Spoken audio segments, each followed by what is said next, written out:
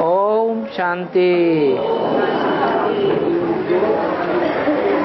आज का प्रातः क्लास है 30 मार्च 1963। रिकॉर्ड चला है। भोलेनाथ से निराला कोई और नहीं। ये गीत शिव बाबा की महिमा में है। शिव बाबा दुनिया की सबसे निराली आत्माओं में से है, परंतु भोला भी है।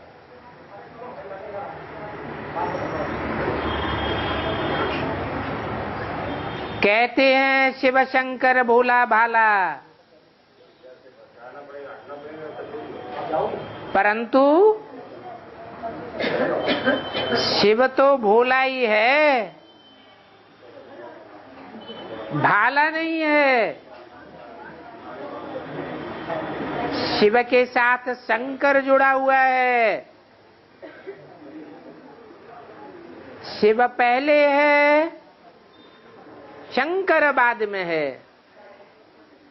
तो शिव का टाइटल भोला पहले है और शंकर का टाइटल भाला बाद में है। तो शिव शंकर भोला भाला, इससे साबित होता है कि दो आत्माएं हैं। एक शिव है कल्याणकारी, जो भोला है, और दुनिया में इतनी भोली आत्मा कोई भी नहीं है। और शंकर तो नाम ही है शंकरोति, जो सारे संसार का संहार कर देता है या कराए देता है। तो भोला तो नहीं हुआ, तो उसके नाम का टाइटल है भाला।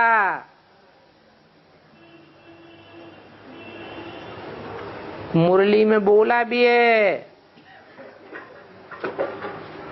बहुत तंग करेंगे तो विनाश कराई दूंगा।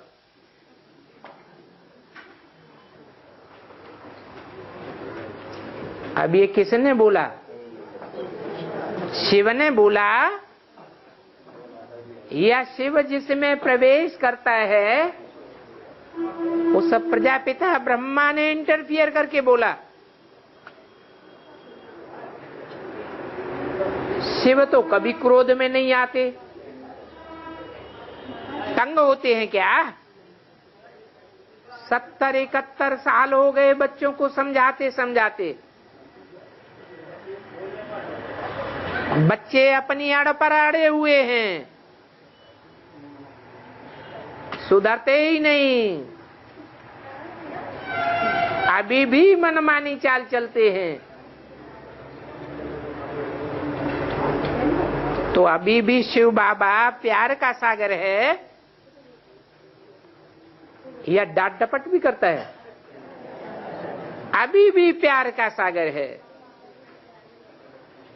तो गीत शिव बाबा की महिमा का है,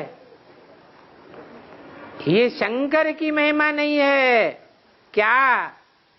भोलेनाथ से निराला कोई और नहीं।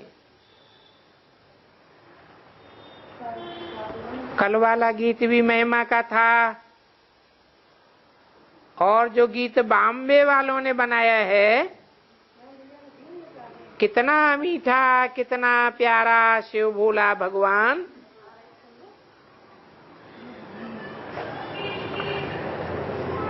ये तीनों गीत अच्छे हैं।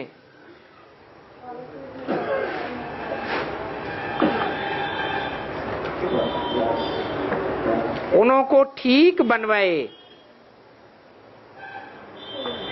फिर अच्छा चेष्टा में भर सकते हैं।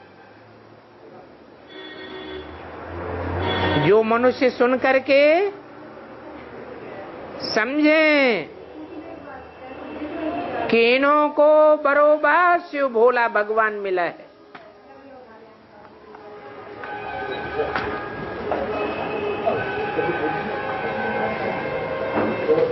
इन सभी रिकॉर्ड्स का अर्थ भी शिव बाबा बैठ समझाते हैं।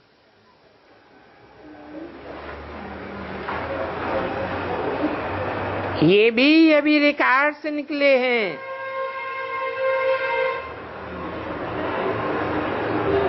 अपने ज्ञान को विस्तार में समझाने के लिए।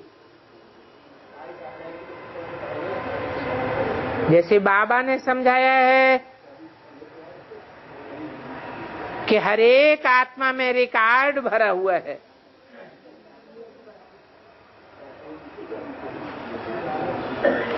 चौरासी जन्मों का पार्ट भरा हुआ है। क्या हर एक आत्मा में भरा हुआ है 84 जन्मों का पार्ट है? 84 जन्मों का पार्ट हर आत्मा में भरा हुआ है या कम जन्मों का भी भरा हुआ है? आत्माओं में कम जन्मों का भी पार्ट है, 84 जन्मों का भी पार्ट है, परंतु बोला क्यों कि आत्मा में 84 जन्मों का रिकॉर्ड भरा है? इसलिए बोला कि सब आत्माएं आत्मिक स्थिति में स्थित होने वाली नहीं है। सिर्फ 84 जन्म लेने वाली आत्मा ही हैं जो सृष्टि के आदि में आती हैं,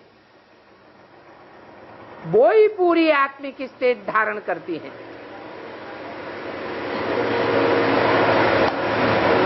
उनमें ही 84 जन्मों का पार्ट है, अर्थात ऑल राउंड सृष्टि में पार्ट बजाती हैं।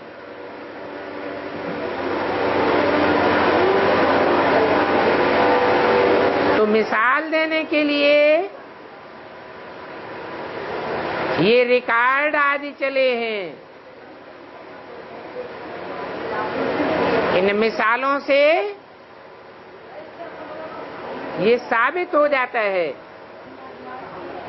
कि आत्मा भी एक ऐसा रिकॉर्ड है जिसमें 84 जन्मों का पार्ट भरा हुआ है।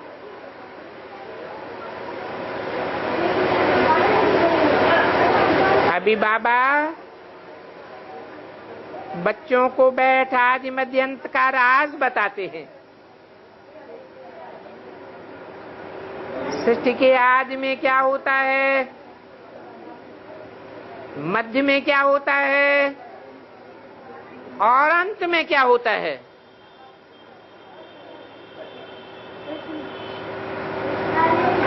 सारी सृष्टि के माध्यम आदि मध्य अंत में हर आत्मा का भी आदि मध्य अंत का पार्ट क्लियर हो जाता है। दुनिया में और कोई भी विद्वान पंडिताचार्य नहीं है जो इस सृष्टि के आदि मध्य अंत को बतावे। जानते ही नहीं है तो बतावेंगे कैसे? तुम बच्चे तो समझा सकते हो। कौन? तुम बच्चे।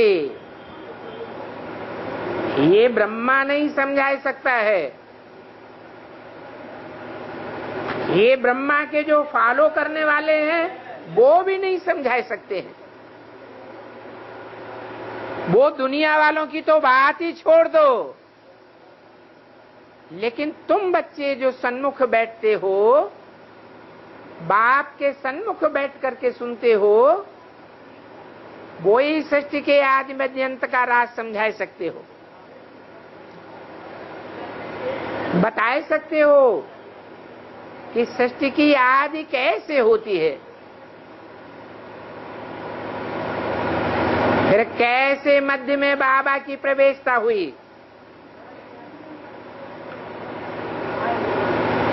क्या कहा? सृष्टि की आदि पहले होती है, तब प्रवेशता होती है, या मध्य में प्रवेशता होती है? तब प्रवेशता होती है। जो भी ब्रॉड ड्रामा है ये सृष्टि रूपी रंगमंच पर, उसकी शूटिंग का पीरियड है संगम युग। ये संगम युग 100 साल का है। संगम के आदि में बाप प्रवेश होकर के पार्ट नहीं बजाता, बाप के रूप में, माता के रूप में भले प्रत्यक्ष होता है।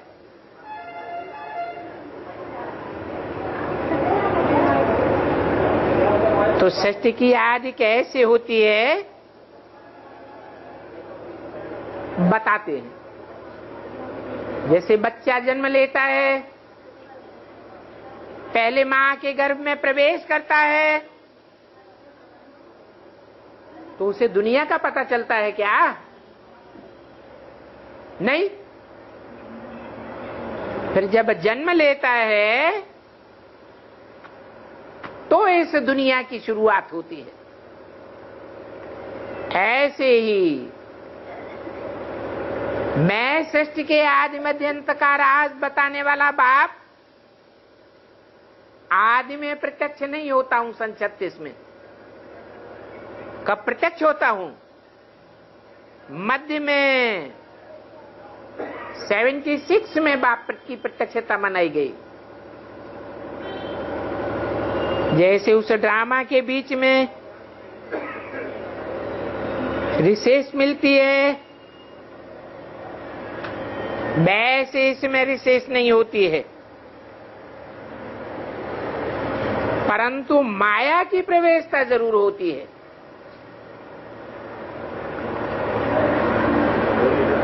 फिर नंबरवार अन्य धर्म कैसे प्रवेश होते हैं,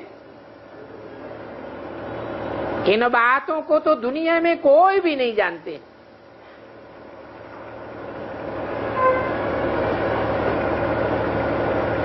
जैसे एक बाप को बच्चे पैदा होते हैं, तो जितने भी बच्चे पैदा होते हैं उनमें सबसे पावरफुल बच्चा कौन सा होता है? पहला बच्चा पावरफुल होता है, क्योंकि लंबे समय की प्योरिटी से उस बच्चे का जन्म होता है। बाद में जो बच्चे आते हैं नंबरवार उनको प्योरिटी की पावर कम मिलती है। इसलिए भारत में परंपरा बनी हुई है कि पहले बच्चे को ही राजभाग दिया जाता है, क्योंकि लंबे समय की प्योरिटी से बच्चा जन्म लेता है। दुनिया के सारे काम प्योरिटी से ही होते हैं।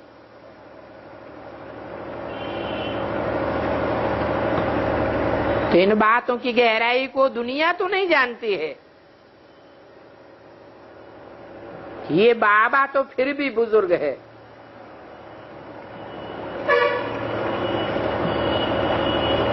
फिर भी क्यों लगाया है? ऐसे नहीं कहेंगे कि पूरा बुजुर्ग है, पूरा 100 साल का हो गया, एकदम ज़ईफ हो गया, नहीं। फिर भी कहेंगे कौन से सन में, कौन से सन की मुरली है? 63 की। तो 63 में कितने साल का हुआ है?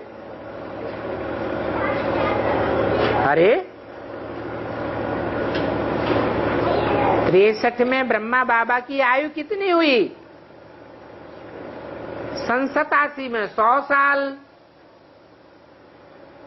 तो 63 में कितना साल है?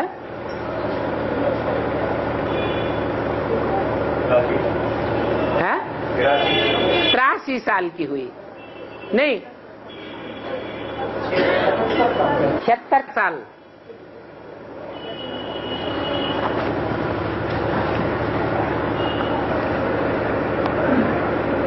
तो 60 साल में वानप्रस्थ अवस्था शुरू होती है। गवर्नमेंट भी 60 साल में बुजुर्गी की शुरुआत समझ करके नौकरी से निकाल देती है। बाकी ये नहीं कहेंगे कि पूरा बुजुर्ग हो गया। इसलिए बोला ये बाबा फिर भी बुजुर्ग है, अभी है। माने कौन से सन में?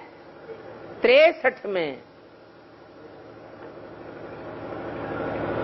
फिर बाद में पूरा बुजुर्ग होगा या नहीं होगा? होगा।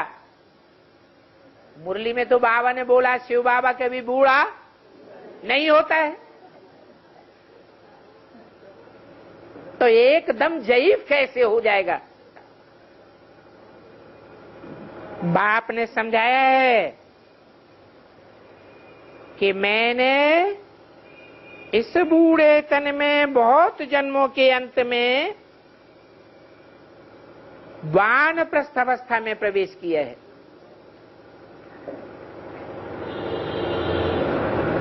तुमको समझाने के लिए, क्योंकि परिवार में भी समझाने वाला व्यक्ति बच्चा होता है या बुजुर्ग होता है? बुजुर्ग होता है। तो समझाने के लिए इस बुजुर्ग तन में प्रवेश किया। तो दिन प्रतिदिन बाप तुमको गुह्यते गुह्य राज समझाते हैं।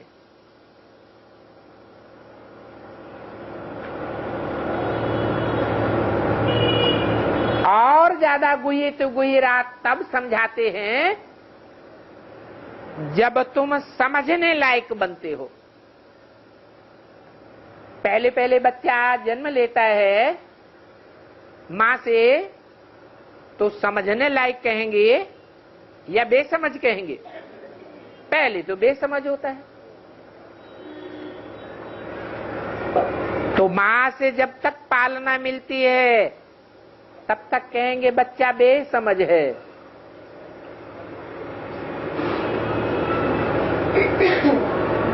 आज में तो मां ही होती है, मध्य में बाप मिला है। कब? 76 से।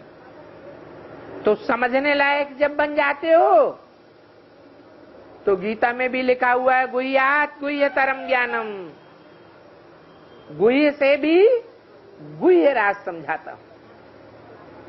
ऐसे नहीं कि ब्रह्मा के द्वारा गुह्य राज नहीं समझाता हूं, ब्रह्मा के द्वारा सिर्फ गुह्य राज समझाता हूं, परंतु बाप बाप के रूप में गुह्य से भी गुह्य राज समझाते हैं। राज विद्या में भी पहले छोटी विद्या पढ़ते पढ़ते कपाट खुलते जाते हैं ताकि बड़ी विद्या को भी ग्रहण कर सके। यहां भी पहले पहले इतना गुह्य ज्ञान नहीं था।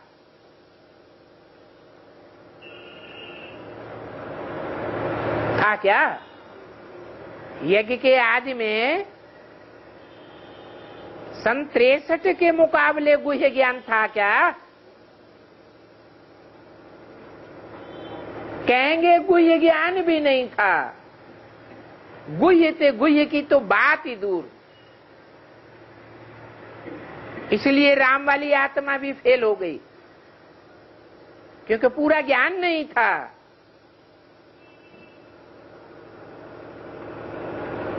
अभी तो गुह्यात गुह्यतरम, गुह्य ते गुह्य पॉइंट सुनाता हूं। पहले अगर इतना गुह्य पॉइंट सुनाता तो तुम उठाए नहीं सकते थे।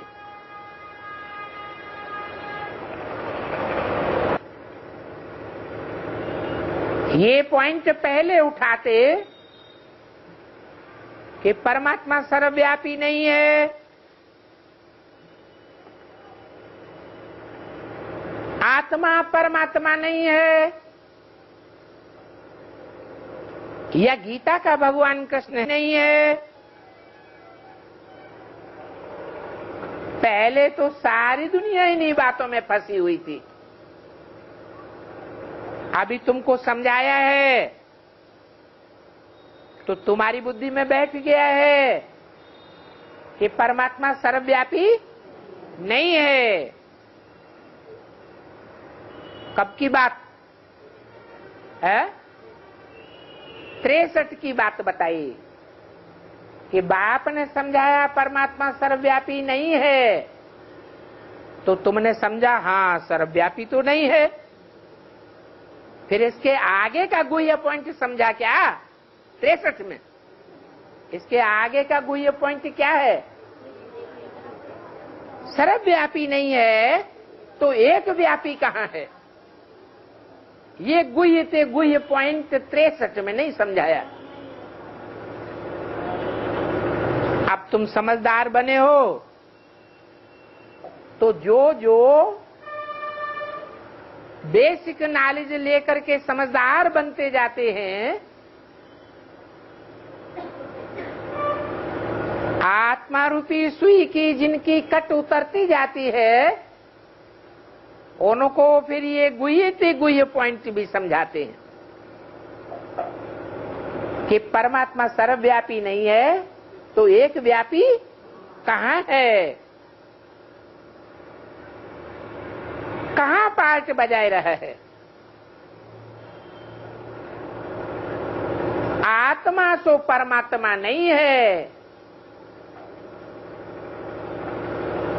पहले ये जानते थे क्या? है?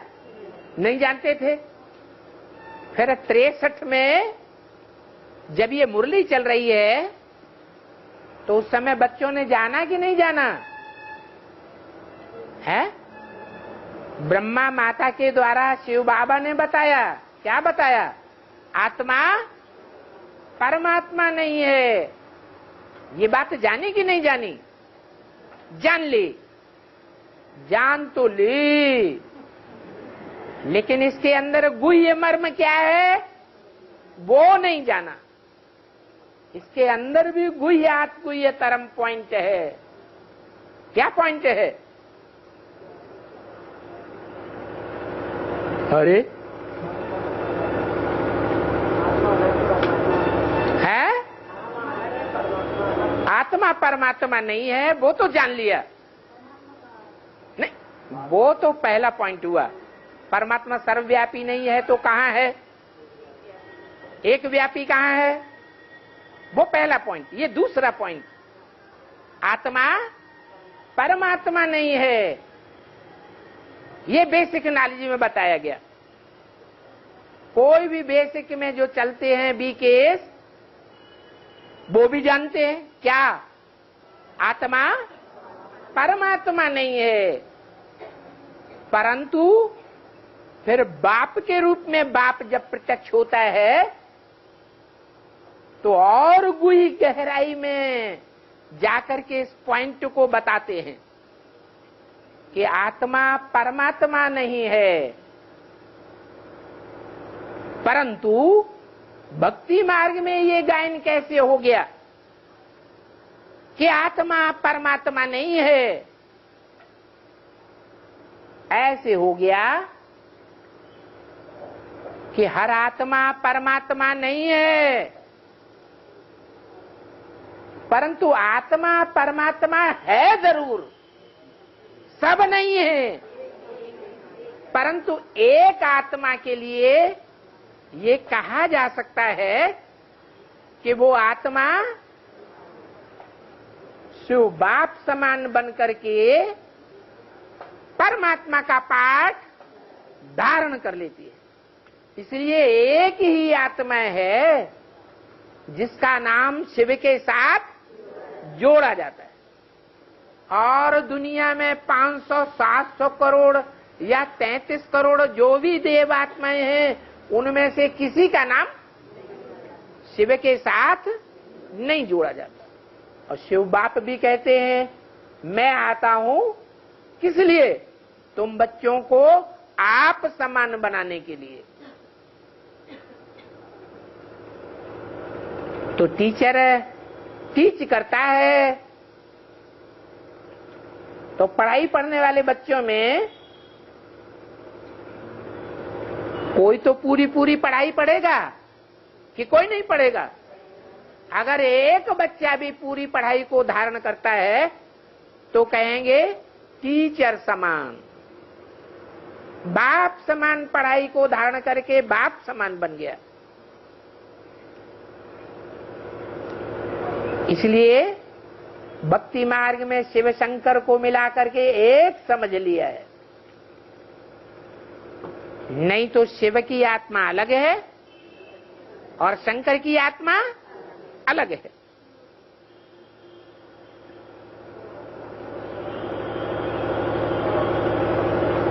तो पहले तुम इन बातों को नहीं उठा सकते थे, अभी इन गुह्य राज के पॉइंट को तुम्हारी बुद्धि उठाए रही है।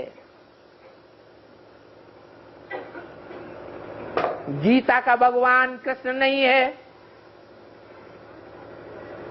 जब भक्ति मार्ग में चलते थे तो नहीं जानते थे क्या कि गीता का भगवान कृष्ण नहीं है।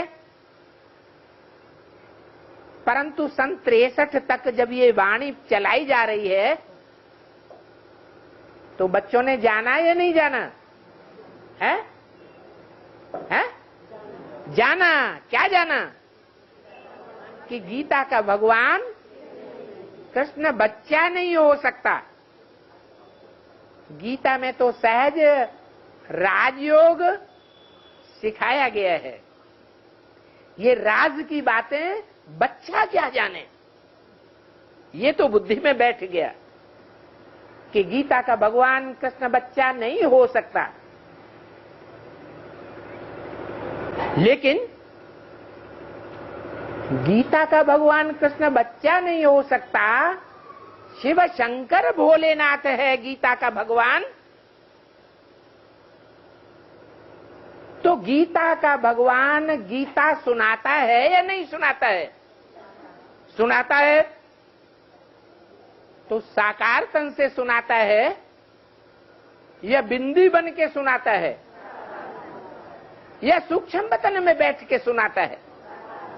साकार में सुनाता है। तो गीता का भगवान कृष्ण बच्चा तो नहीं है, ये तो बात पक्की हो गई। लेकिन ये बात पक्की नहीं हुई कि गीता का साकार भगवान शिव बाबा कैसे है और किस तन के द्वारा है।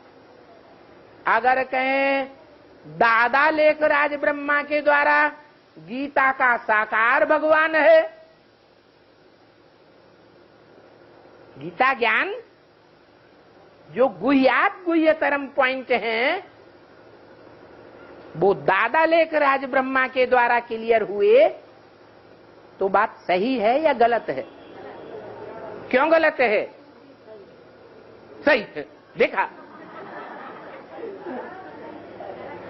क्योंकि कृष्ण वाली आत्मा दादा लेखराज ब्रह्मा के द्वारा जो पार्ट बजाती है शूटिंग पीरियड में, वो बच्चा बुद्धि का पार्ट बजाती है या समझदार का पार्ट बजाती है?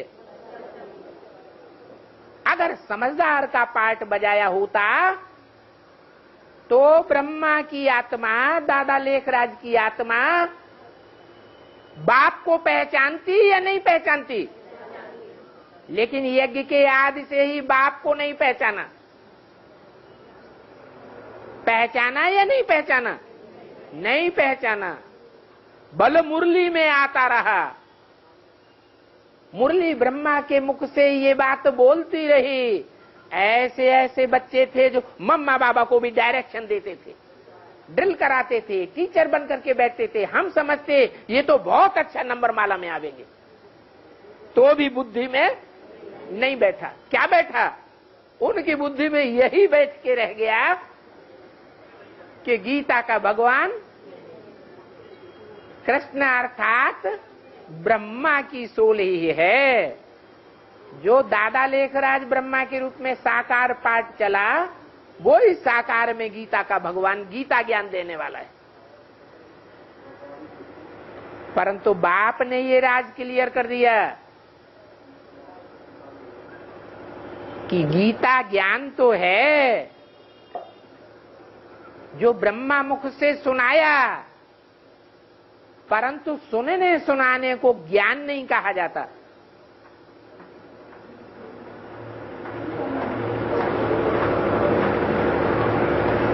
ज्ञान किसको कहा जाता है? ज्ञान तो समझ को कहा जाता है। तो समझने की बात तो बुद्धि में आई नहीं कि उनको जिसने साक्षात्कारों का सारा रहस्य बता दिया, उनके पाठ की भी बात उनकी बुद्धि में बैठ गई कि मैं आत्मा ब्रह्मा के रूप में पाठ बजाने वाली हूं और सतयुग में कृष्ण के रूप में जन्म लेने वाली हूं। ये बात बुद्धि में बैठने के बावजूद भी कृष्ण को जन्म देने वाला कृष्ण का बाप कृष्ण से ज्यादा पावरफुल होगा या कम पावरफुल होगा? ज्यादा ही पावरफुल होता है। रचयिता ज्यादा पावरफुल होता है या रचना ज्यादा पावरफुल होती है? रचयिता ज्यादा पावरफुल होती है। ये बात बुद्धि में नहीं बैठी। तो बोला गीता का भगवान कृष्ण नहीं है। ये तो बेसिक नॉलेज में बुद्धि में बैठा, ये गुह्य ज्ञान की बात बैठी, लेकिन इसके अंदर एक और गुह्य राज है कि गीता का भगवान कृष्ण नहीं है, तो शिव बाबा गीता का भगवान साकार में कैसे है और किसके द्वारा है? क्या दादा लेखराज ब्रह्मा के द्वारा गीता का साकार भगवान है? क्या भगवान सिर्फ ज्ञान सुना के चला जाता है? पतितों को पावन नहीं बनाता। भगवान आता किस लिए? ज्ञान सुनाने के लिए आता है। जैसे और धर्म पिताएं आए, धर्म की बातें अपनी अपनी बता के चले गए, नई दुनिया तो स्थापन नहीं की, सिर्फ धर्म का ज्ञान दे दिया। जैसे दुनिया में होते हैं पंडित लोग, विद्वान पंडित आचार्य शंकराचार्य, बोला भी है पंडित सो जोई गाल बजाबा, गाल बजा के चले जाएं, परिवर्तन कुछ भी नहीं हुआ। तो ये मनुष्यों का काम है या भगवान का काम है? गाल बजाना ये मनुष्यों का काम है। भगवान का काम क्या है?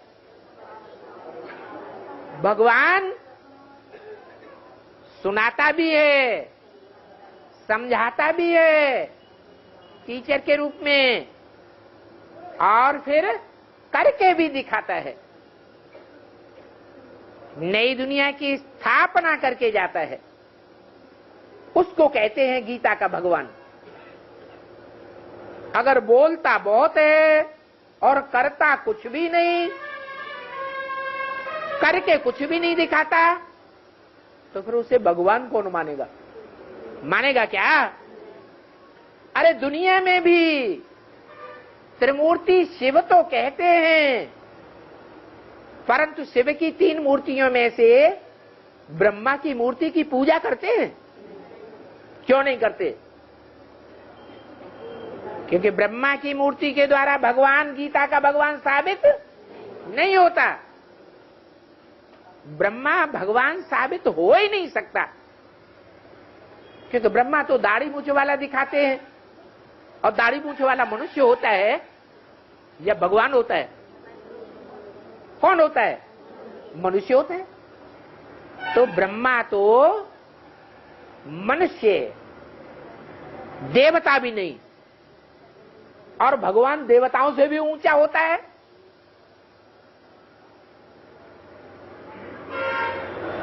या मनुष्य होता है?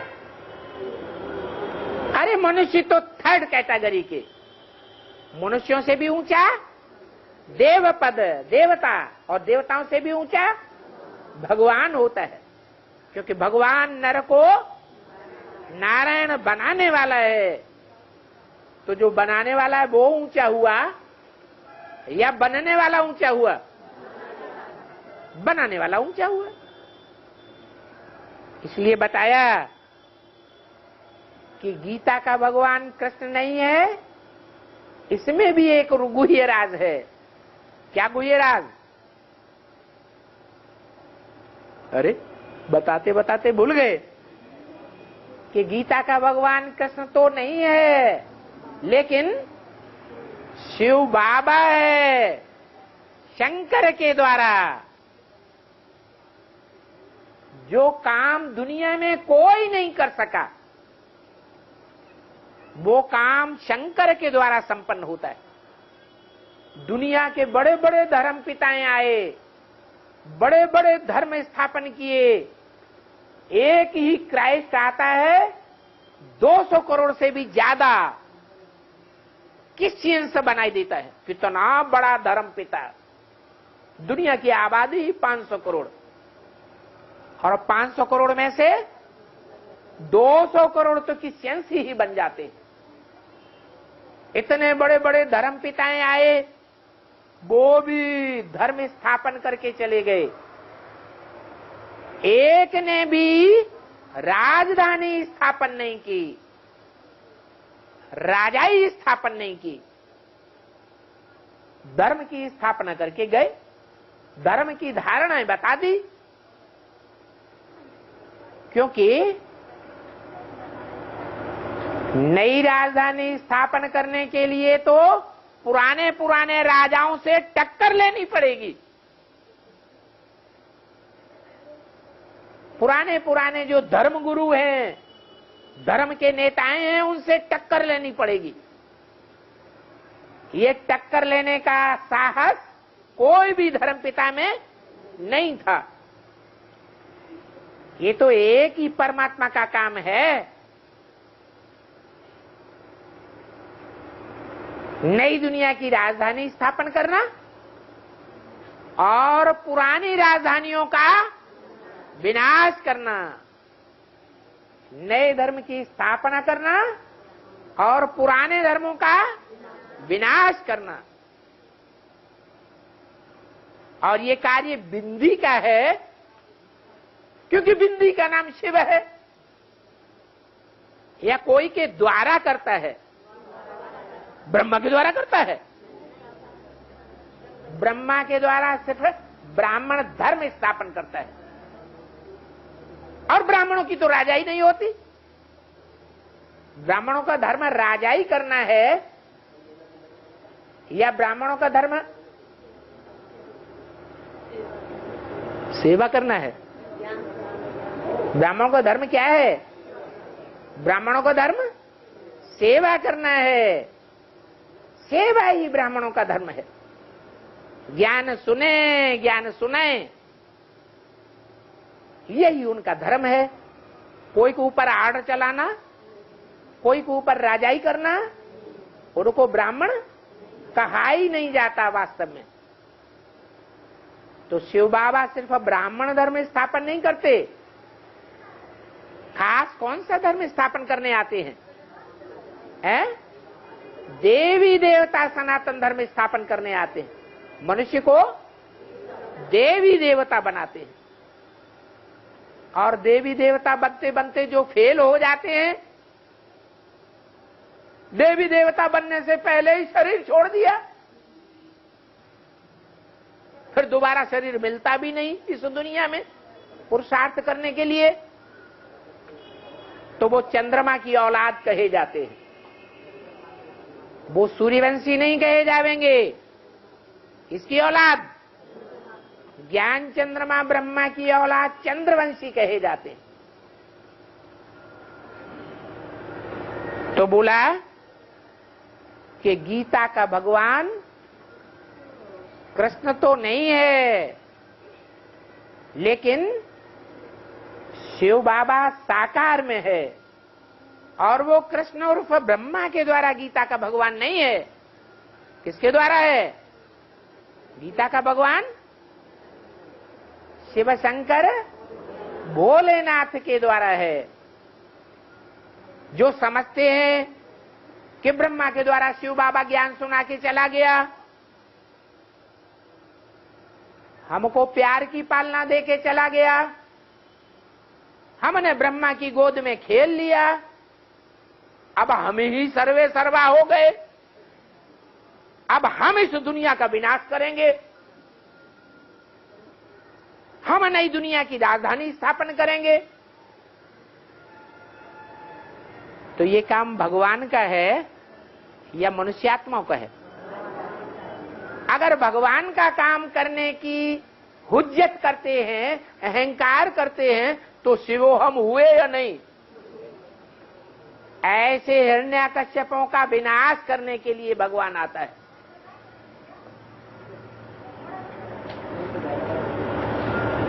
ऐसे हिरण्यकश्यपों को चैलेंज देते हैं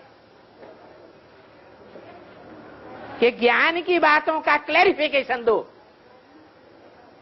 कहना एक बात और करना दूसरी बात। उनको भगवान तो क्या, देवता भी नहीं कहा जाता। तो देखो, सारी दुनिया झूठी बातों में फंसी हुई है। पहले तो हम भी झूठी बातों में फंसे हुए थे।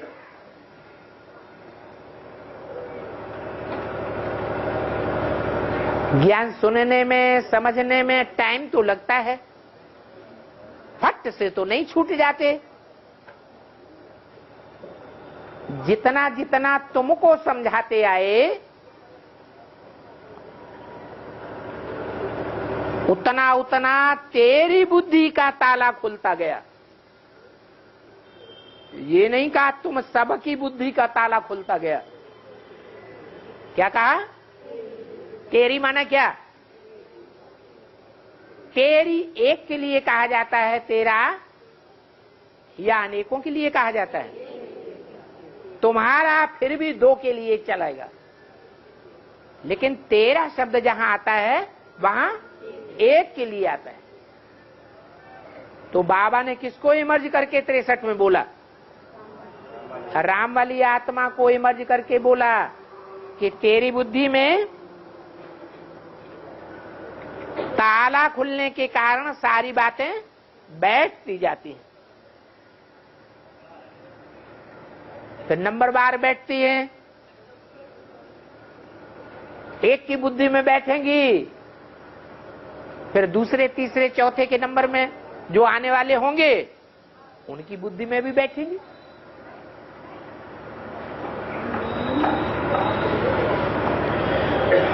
तो जो ताला खुलता है वो भी नंबरवार खुलता है।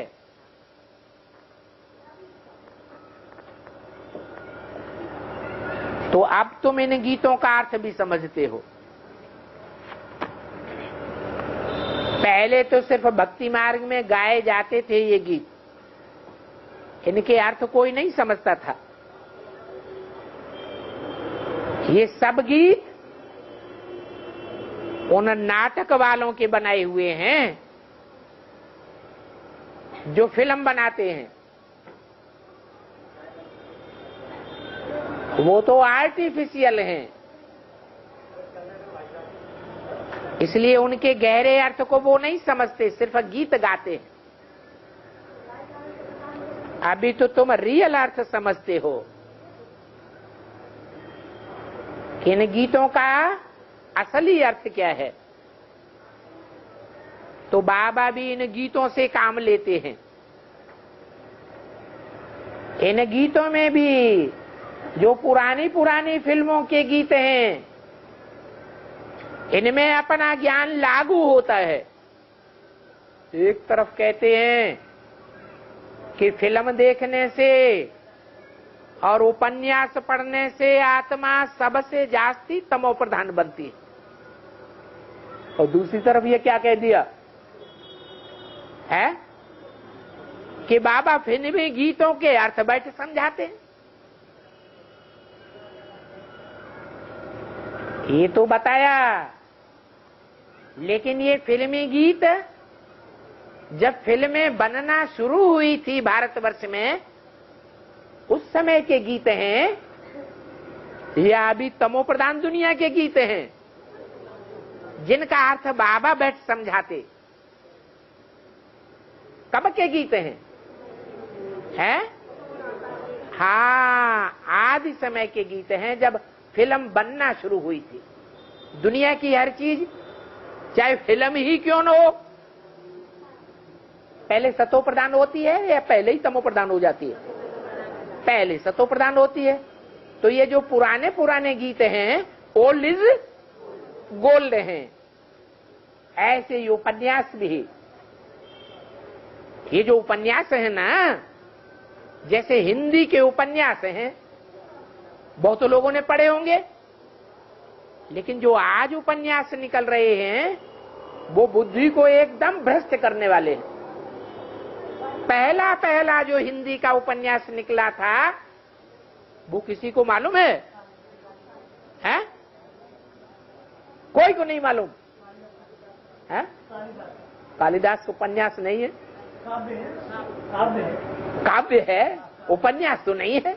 वो तो काव्य माने कविता है।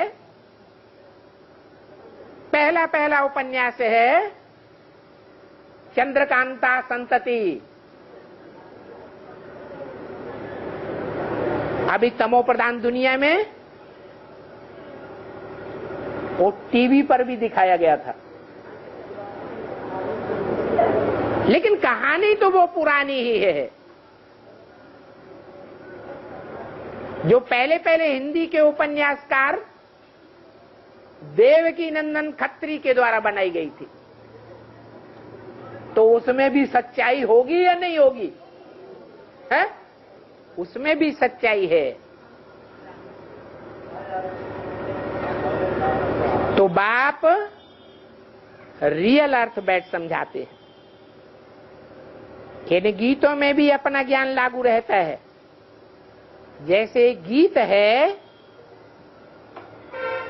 कि भारत का सारा मदार तुम बच्चों के ऊपर है। क्या?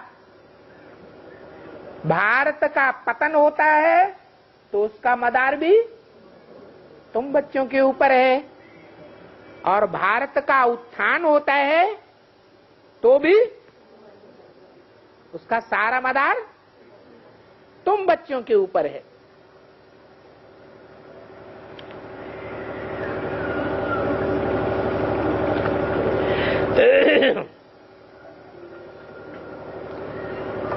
ये कैसे है?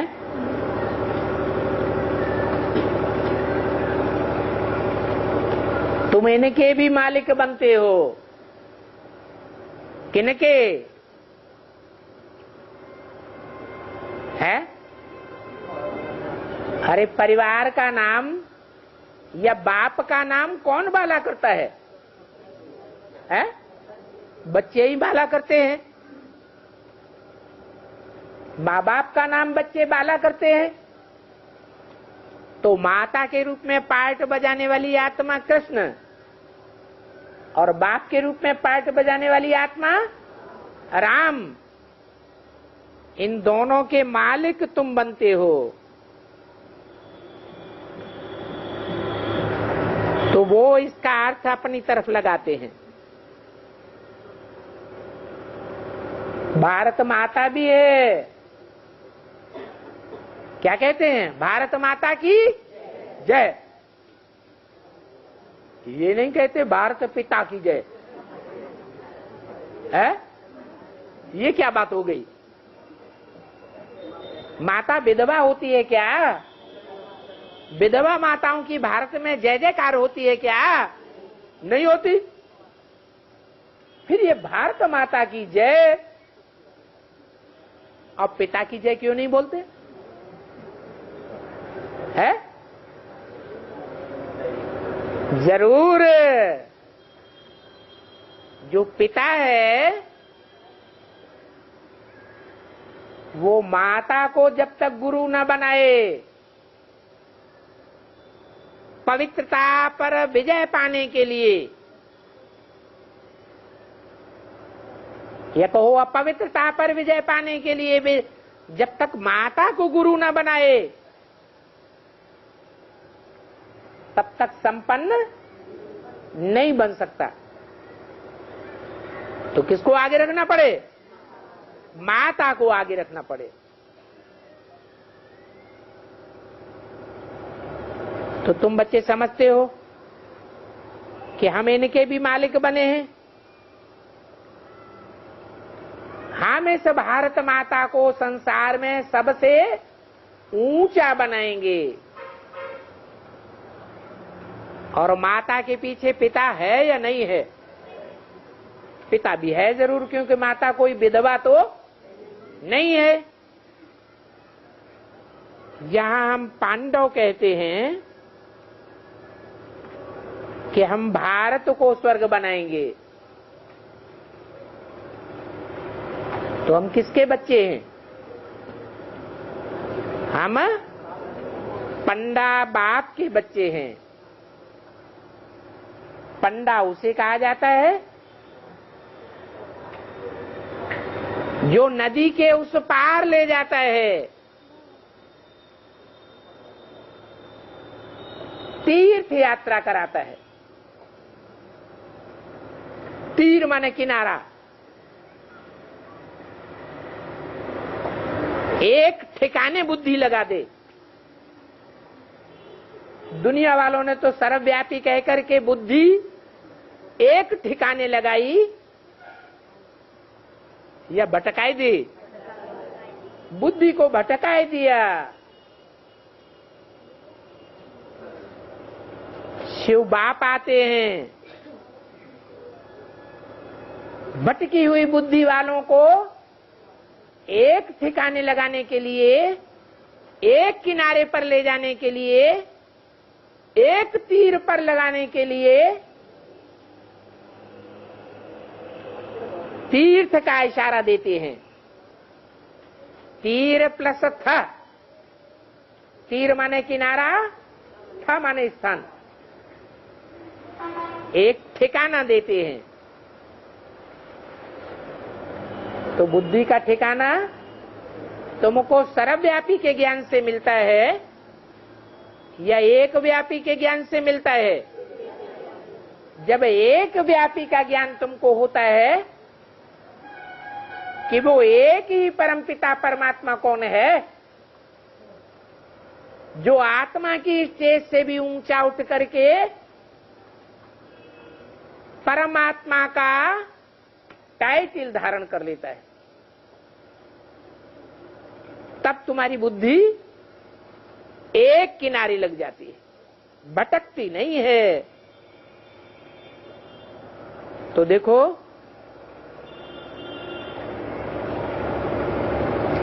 जब तुम्हारी बुद्धि एकाग्र हो जाती है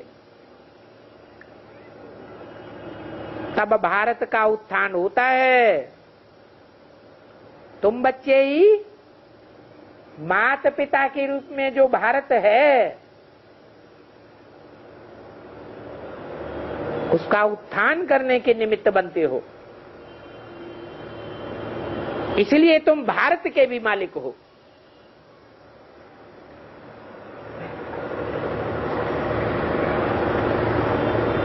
तो तुम्हारी बुद्धि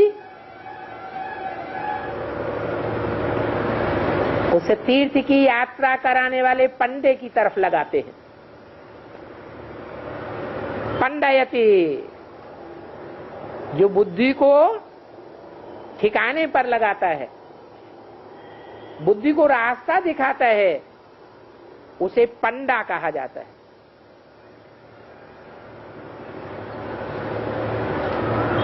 अभी तुम पांडव कहते हो कि हम भारत को स्वर्ग बनाएंगे, अभी भारत कहां पड़ा हुआ है? हा? अरे भारत माता जगदम्बा भी कहां पड़ी हुई है? हा? नरक में है या स्वर्ग में है? रावण की जेल में है। माता भी रावण की जेल में है तो पिता भी रावण की जेल में है। तुम बच्चे ये जिम्मेवारी धारण करते हो कि हम भारत को स्वर्ग बनाएंगे।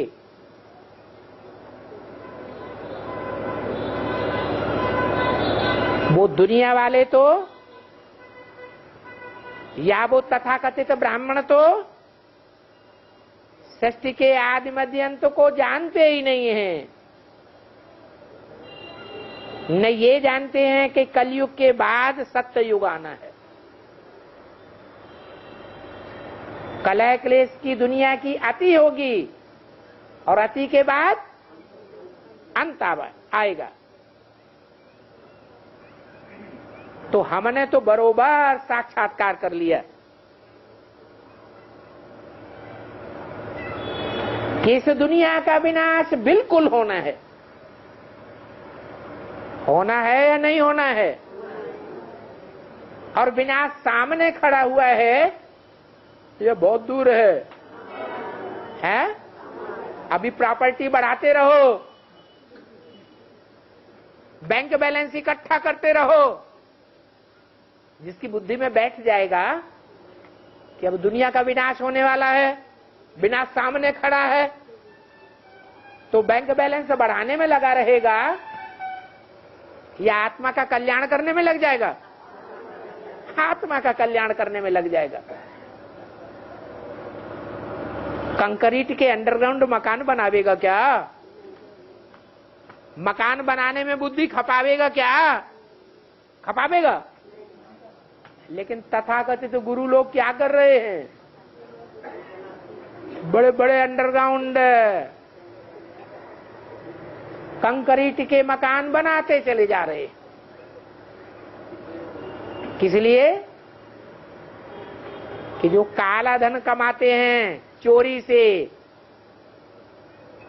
वो छुपा बना रहे। तो हमारी बुद्धि में तो विनाश भी है और ये भी है कि विनाश के बाद नई दुनिया की नई दुनिया भी जरूर बनेगी।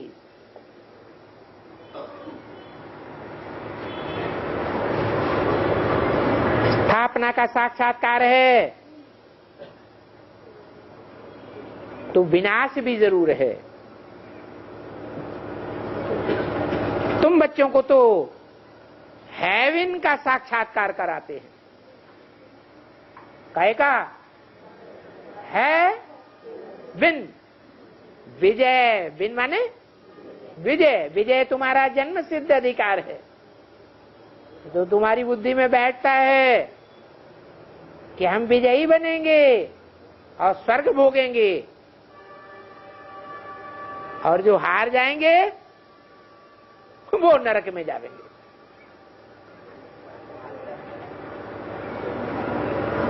ओम शांति।